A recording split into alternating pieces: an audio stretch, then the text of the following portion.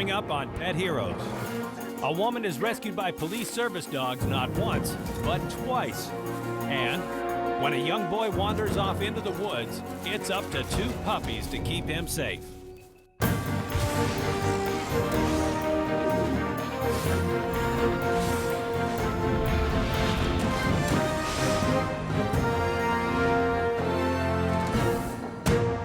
Hi, I'm Jason McCoy, and welcome to Pet Heroes. A child wandering away from home and becoming lost in the woods, alone, facing frigid temperatures, is a frightening concept.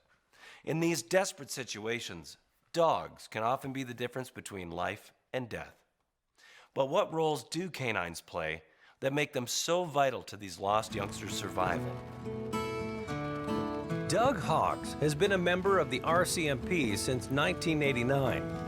He's worked with dogs for over 20 years as both a handler working in the field and as a trainer at the Police Dog Training Center in Innisfail. It was during his time as a dog handler that Doug was first introduced to a very special partner, Corey. I first met Corey in 1999.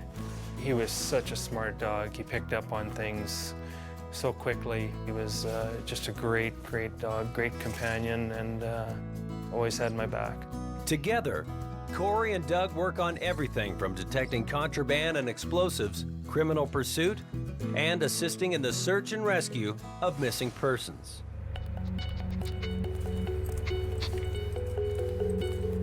It's November 23rd. Doug and Corey are working the evening shift when a call comes in. Eileen Simpson, an elderly woman, has gone missing. The Mount Police got a call that a lady with dementia had wandered away from a nursing home in Innisfail, and they couldn't find her. She'd been missing since 6:30. Go ahead for 3, I could do 3. They had no idea where she had gone. She was having some disorientation, possibly dementia. In this instance, you're looking at an elderly lady who may be not that strong, and you're working against time. It was quite cool, quite rainy. If a person was outside for any particular period of time, besides being wet, you'd become very hypothermic. Doug meets another officer on the scene. They quickly assess the situation. The other officer will search outside the perimeter, while Doug and Corey begin searching along the interior of the perimeter.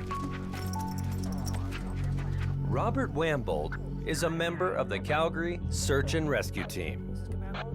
Even those, a lot of times we search the immediate vicinity looking for any clues of where they've been, and it's not uncommon even for those that they end up showing up outside the area where we're searching, that with senior citizens, they don't necessarily look lost.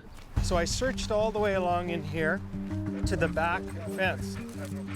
So we continued searching all this area back here. I searched the back end between here and the highway, located nothing. So I decided to keep on moving south here. The other thing that really concerned me is if a person becomes disoriented. It was only maybe 50, 60 yards away from the highway. My concern was if she walked out onto the highway, possibly wearing dark clothing at all, nobody would have a chance to stop to see her. The dog is using the air, the wind. His head is up off the ground. He's air scenting, trying to pick up human scent. This is where my dog really started alerting and started moving ahead of me. And I knew that he was onto something at that time. We always follow our dog and listen to what our dog's telling us. So I just followed along behind the dog, and the dog took off ahead of me.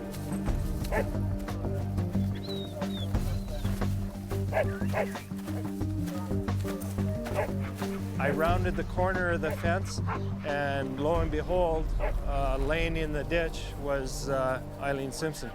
We'll call an ambulance for you right away, okay? Her cane was beside her. She may have fallen, and that's where we found her. We found her laying on her back clutching her purse, and very, very cold.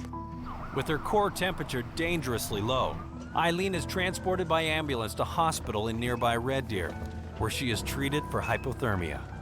Without Corey, Without a dog, I believe she probably may have perished.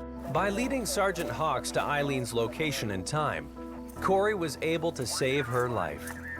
But amazingly, this isn't the first time the RCMP have come to Eileen's rescue.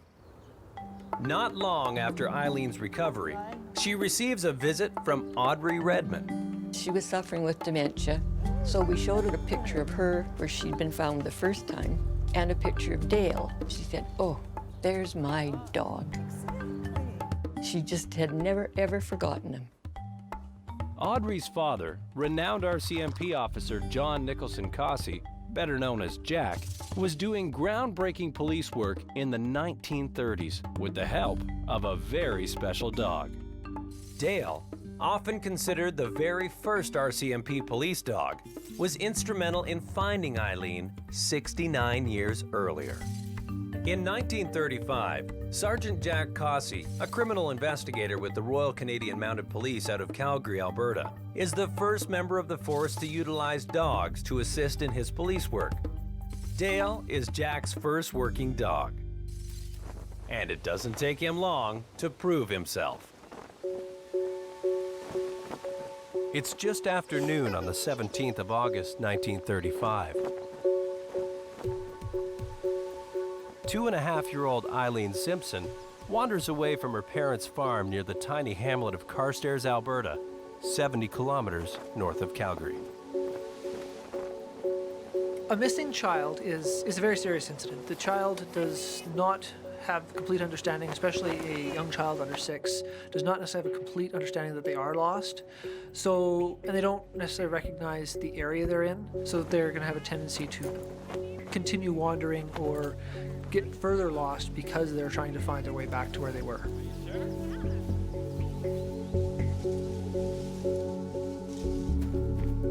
Unable to find their young daughter on their own and becoming increasingly concerned for her safety, the family calls upon the community for help in the search.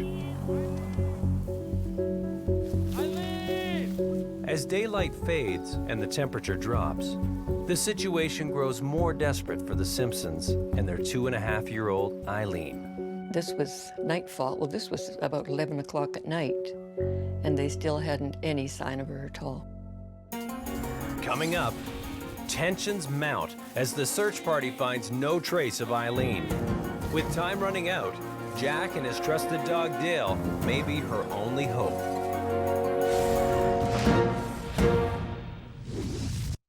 Two-year-old Eileen Simpson has wandered away from her family farm and become lost.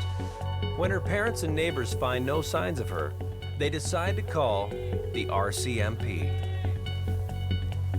And Dad got a call at night that a little girl had been lost from a farm just out of Carstairs. And so they thought possibly he and the dog might be some help. After working a full shift, Jack and Dale drive 200 kilometers northeast to Carstairs, hoping to help find Eileen Simpson. Having traveled through the night, Jack and Dale finally arrive at the Simpson farm at dawn on August 18th. By that time, 200 people had gone through the fields and had no luck. And it was raining, and it rained all night long, and they'd almost given up hope because the little girl was only wearing a light cotton dress. And I don't even know if she had shoes and socks on, but they'd really lost hope. Her mother gave my dad one of her sweaters so he could get the scent to the dog. Wendy McClellan, a doctor of veterinary medicine, offers her unique perspective on animal behavior. When it comes to sense of smell, humans have 5 million olfactory receptors. Comparatively, dogs have 220 million, which allows them to pick up even the faintest scent, making them a vital part of search and rescue. The 2.5-year-old Eileen Simpson has been alone and at the mercy of the elements for nearly 20 hours. And after nearly 2 hours of searching, Jack and Dale are still no closer to finding her. They went through fields that other people had already searched. My dad said that it fouled the trail, and so it would make it much more difficult for the dog. Picking up on Eileen's scent proves difficult for Dale. Hope begins to fade as the search wears on and there are no signs of her.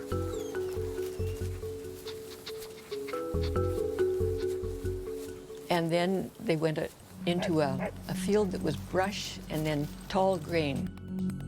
And Dale just took off.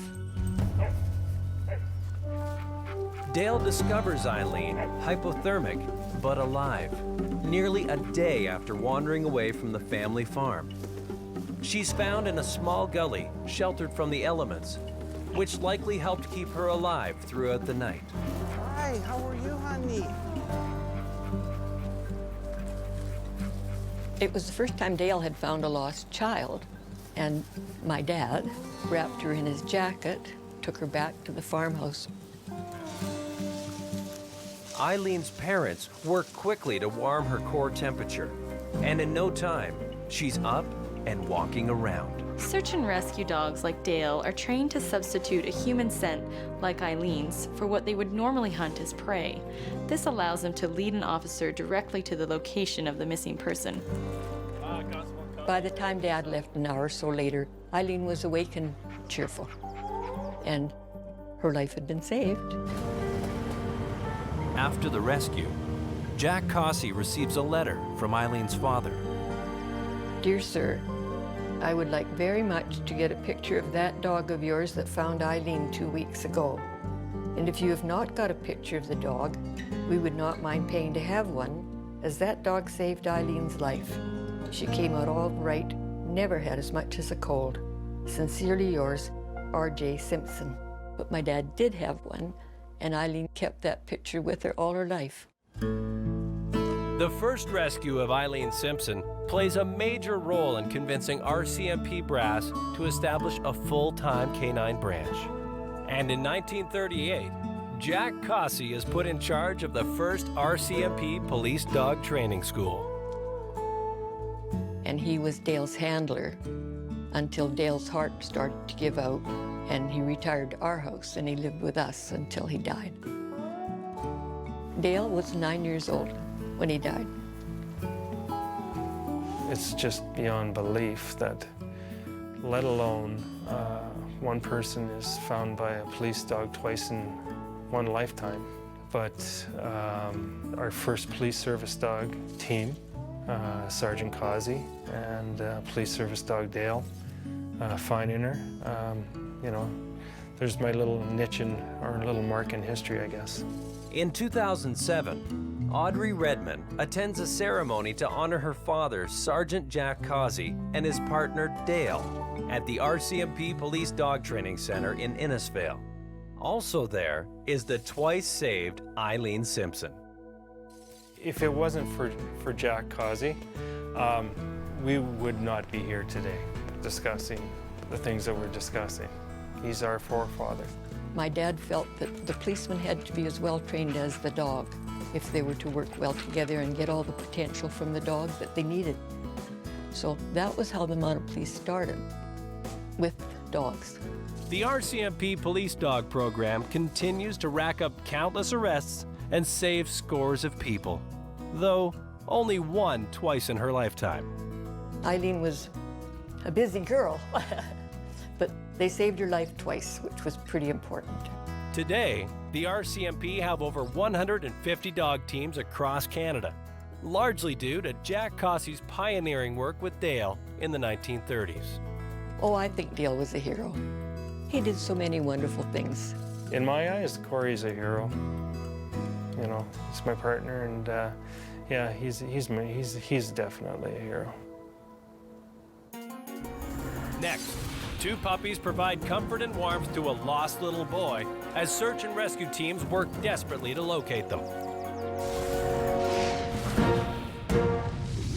Eileen Simpson was incredibly lucky to be saved not once, but twice over the course of her life, and played a small role in making canine officers a vital part of the RCMP. Next, we look at the story of Jalen Thorpe and two amazing puppies.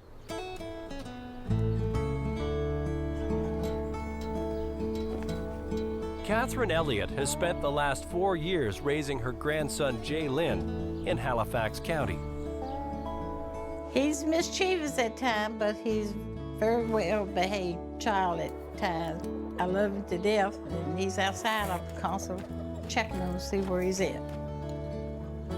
Dipstick is Jalen's dog. His other puppy, Bootsy, is sadly no longer with the family. Dipstick is probably mixed with Ham and Beagle, I think. And Bootsy, I don't know what she was mixed with, but she was the prettiest one of them. Kind of cream colored puppy. On December 5th, 2008, 3-year-old Jalen is being looked after by a babysitter. When she goes to check on the baby, she makes sure to take Jalen with her. But Jalen has other ideas. He had slipped out of the house up there through the doggy door. Neighbors glimpse him playing in the yard with Dipstick and Bootsy along with the babysitter's dogs. But within moments, Jalen disappears into the woods surrounding the property.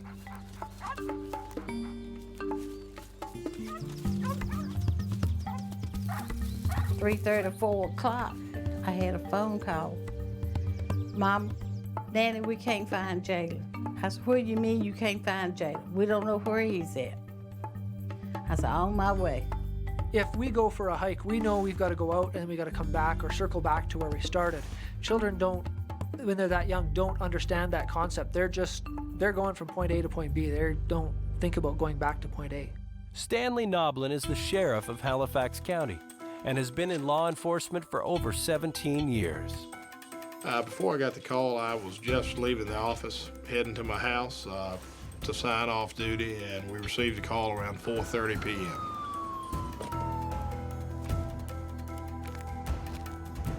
Sheriff Noblin arrives on the scene to find Catherine Elliott and Jalen's babysitter distraught and on the verge of panic.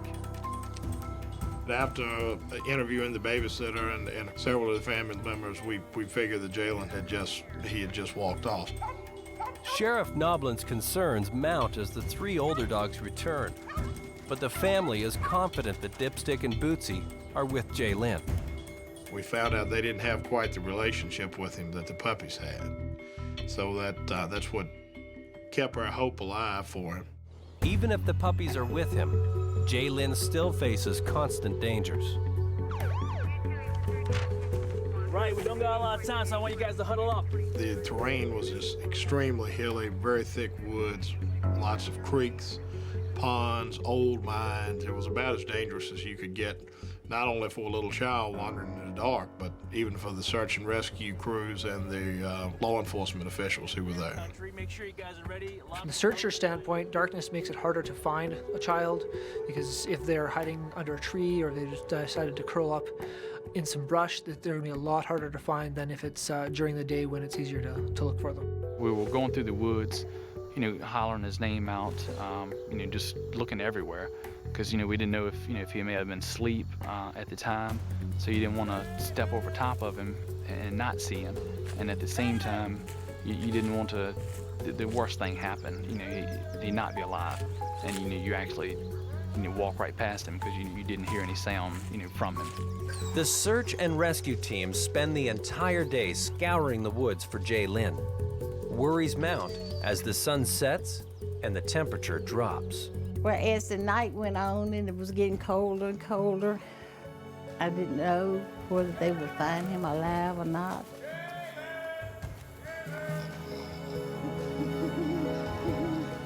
Dogs, and especially puppies, like to huddle together when they sleep, mostly for warmth, but also for security.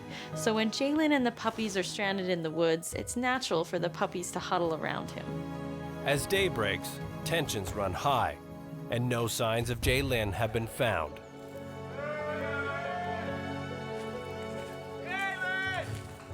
Jalen! We looked, it was, a few hours and stuff had passed. You kind of get the feeling that you just didn't know, if you would find him.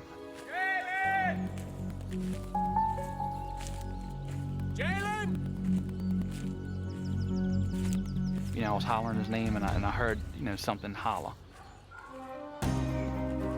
And I I just took off running, towards that sound, and I kept hollering for him to holler back at me, so I could just follow the sound, to him. Jalen! It was an amazing sight to see him standing, the two puppies, by his side. He didn't seem to be, scared or anything. He just seemed like he went on a little adventure, and the adventure took him a little too far. How are you? You all right? He's here! I got him! You okay? Look at me. Hey, it's all right. There you go. Jalen is found unharmed. We were all exuberant. We were about as happy as you could imagine that we believed a miracle had happened. I think having those puppies there, played a big part in him actually, surviving. And to me, it was amazing that the puppies, stuck with him. I think they was heroes because they stayed with him, and when they found Jalen, the puppies was right there with him. It's amazing. For Eileen Simpson, the efforts of a highly trained RCMP dog helped save her life, not once, but twice. Both times, it was the dog's ability to follow a scent that led to her discovery. In the case of Jalen, his two puppies, Bootsy and Dipstick, helped keep him warm throughout the night by huddling together on either side of him while search and rescue teams worked desperately to locate them.